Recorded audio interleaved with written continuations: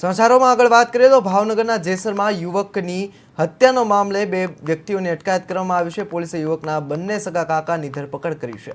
સગા કાકાઓએ ભત્રીજાને મોતને ઘાટ ઉતાર્યો।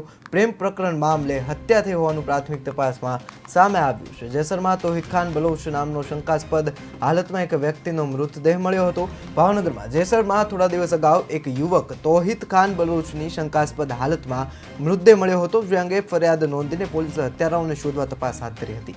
આ બનાવ અંગે પોલીસ તપાસમાં હત્યા પ્રેમ પ્રકરણને બાબતે થઈ હોવાનું સામે આવ્યું છે। યુવકની હત્યા તેના સગા કાકાએ પ્રેમ પ્રકરણ મામલે કરી હોવાનું સામે આવ્યું છે। હત્યા કરનાર બંને સગા કાકા શકદાર સલીમ બલોચ અને શકદાર હાસમ ખાન બલોચની પોલીસે અટકાયત કરી કાર્યવાહી હાથ ધરી છે।